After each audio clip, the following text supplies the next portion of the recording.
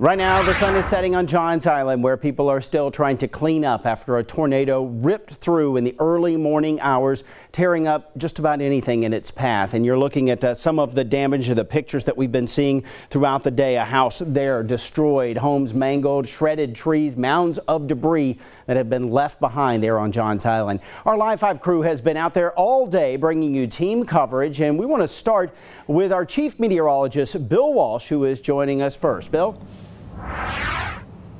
Hey, Kyle, indeed, yeah, we gave you the first alert to the storm system. Back to you all in the studio. All right, Alexis Simmons and our chief meteorologist Bill Walsh out there live. Harv Jacobs has also been out there, and he's continuing our live coverage. He's at the St. John's Fire District headquarters. Harv, some of the folks out there, tornado tore through power lines, and they've been dealing with this stuff. We see these pictures of the devastation. How is it coming together tonight as they continue to try to get things back online? Well, listen to this, Carl. Berkeley Electric Co-op says more than 40 power poles were broken and there are miles of damaged power lines. Harv Jacobs, Live 5 News. And if you have the Live 5 weather app, then you were alerted at this tornado warning as soon as it was issued by the National Weather Service.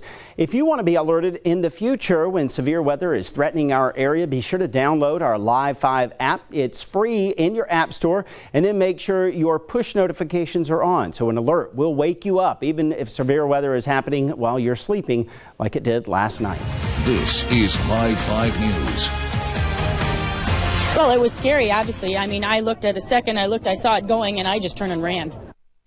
First tonight at 11, a scary situation on Folly Beach after a dock collapsed, dropping at least a dozen people straight into the water below. It happened at Crosby's Fish and Shrimp on Folly Road around 6:30 this evening. A woman at the restaurant said the people who went into the water were in town for a conference. Obviously, too many people out on the dock is what I'm assuming, and all of a sudden you just heard the dock start to crackle. And at first I thought maybe with the tide, you know, sometimes it does that, but it was like in slow motion. All of a sudden the deck just gave way and 12 to 15 people ended up going into the water. A Folly Beach public safety sergeant tells us there were no major injuries. He says rescue personnel and divers were checking the water for debris and that everyone was accounted for. A spokesperson for the restaurant says they're unsure what caused the deck to collapse, and the dock and the pilings are inspected regularly. Developing tonight, the video grabbing national attention out of Richland County, showing a deputy forcibly arresting a student at Spring Valley High School. Right now, SLED, the U.S. Attorney's Office, and the FBI have started their own investigations.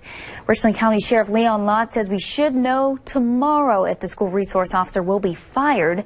Right now, the deputy has been suspended without pay for that incident, which shows him yanking a student out from her desk and dragging her along the floor in a classroom. Now, when it comes to using force, are the rules for school resource officers the same as for deputies on patrol?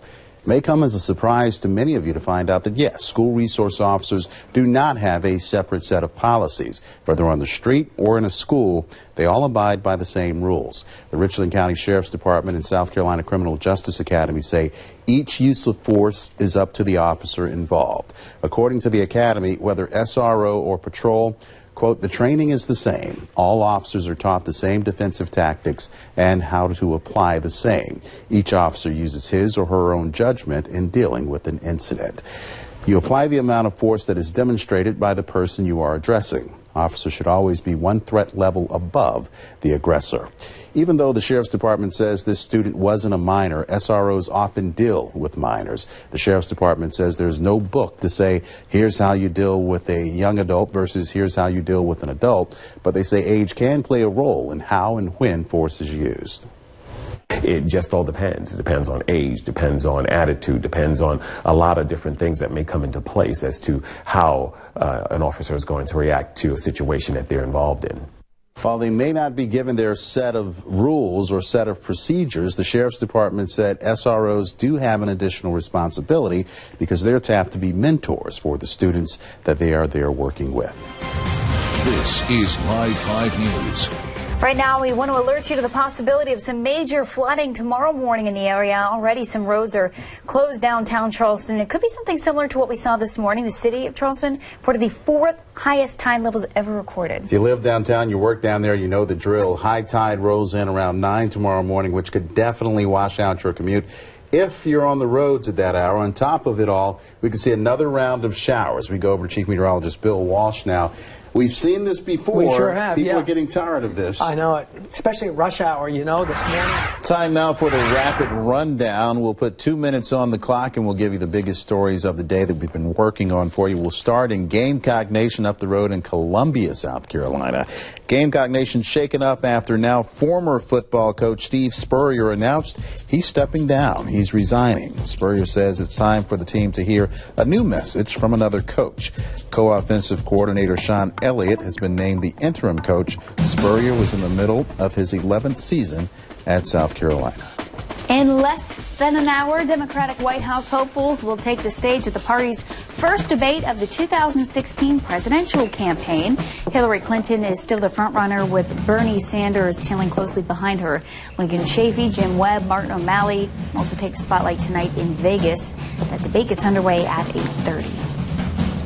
Charleston deputies say this man led police on a car chase in a stolen car that ended with the suspect hitting 4 police cars and a deputy. Daniel McFarland is facing multiple charges after the chase from West Ashley to North Charleston last night. The deputy was hit in the leg and was not seriously injured. The 4 cruisers had minor damage. Solicitor Scarlett Wilson says she wants the state to bring its death penalty case against Dylan Roof first before the federal government. Roof is scheduled for trial next July in state court on 9 counts of murder and other charges related to the massacre at Mother Emanuel from last June. Roof also faces dozens of federal charges. The federal government has not said whether or not they will seek the death penalty. A beloved low-country attraction, Cypress Gardens, closing indefinitely because of flood damage after last week's disaster. A spokesperson for the park says it's not safe for visitors anymore, with the initial assessments of damages in the millions of dollars. Berkeley County says it will apply for FEMA assistance and fundraise for the recovery efforts. When something is inevitable, I believe you do it right then. You don't wait a week, you don't wait 2 weeks. This has to happen. Let's do it. Let's do it, and let's get started in a new direction. So that's what we hope to do today.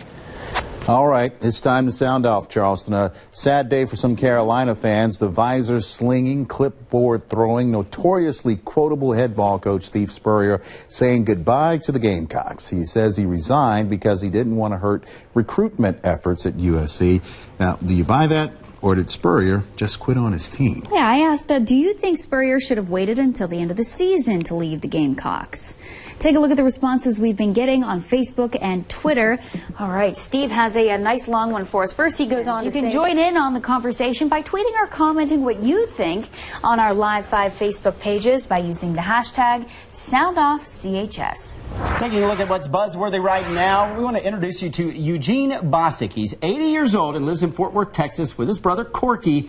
And right behind him, that's the dog train. Over the past 30 years, the brothers, they've taken in countless abandoned dogs, but they say they wanted to take their ever-growing family to trips out on the town. Yeah, one day, after seeing a tractor trailer pulling multiple carts, Eugene had an idea, and suddenly the dog train was born. Once or twice a week, the family, along with that canine caravan, and they make their way down the streets, chugging down to Fort Worth in Texas, and now the rows of rescues are winning hearts all over the internet. Yeah, and Jordan's even getting excited the other side of the room. When asked about the future plans for the train, Eugene says he's 80 now, so he figures this won't last much longer, but he will keep it going as long as he can. At least it's slow moving, though. Yes, and I'm surprised they all stay in it. Nobody's jumping out. Everybody I don't knows. know that one. Yeah, they all know their spots. Get a little anxious. Buzzworthy right now. Some girls ask for diamonds, but one girl wanted something a bit more pearly white. This is Carly and Lucas. They got engaged over the weekend on Halloween. So they call themselves pretty untraditional, and Carly's engagement ring is just that, because here is what it is, folks. It is made from Lucas's wisdom tooth. The couple came up with the idea together. They took one of Lucas's wisdom teeth to the jeweler to see if he could come up with something unique. I think he took it out too soon. Anyway, the jeweler succeeded. The wisdom tooth ring has made its way through the internet and gotten thousands of shares on Facebook. It's pretty intact, though, for a wisdom tooth. Wonder how many carats that wisdom tooth is eating. Buzzworthy right now, a sentence you probably never thought you'd hear. I never thought I'd say. Chewbacca arrested in Ukraine after police say they caught him campaigning for Darth Vader. And that is just as true. A person dressed as Chewbacca was arrested yesterday during some local elections in Ukraine while campaigning for an actual mayoral candidate named Darth Vader. Yes, that's his real name. Apparently, the giant Wookiee was violating several laws, including campaigning on Election Day, disturbing the peace, and not having a driver's license. Looks like resisting arrest a little bit, too. After being detained by police, Chewbacca was fined the equivalent of $7.50 U.S. dollars. Chewbacca also had to appear in court on those charges. For $7.50, I guess it was worth it. Cool. And here's another catch making the rounds on social media, too, but this time for the wrong reasons. Dude, come on, it's man. Like 3 times. At last night's Yankees-Red Sox game, the guy in the first row botches not 1, not 2, 3 chances to catch a foul ball that came directly to him. You can see he's a pretty good sport about it, though. Although he failed to catch the 3rd foul ball, he was able to take one home as a souvenir, scrambling it off the ground after the ball boy was unable to throw it to him again 4 times.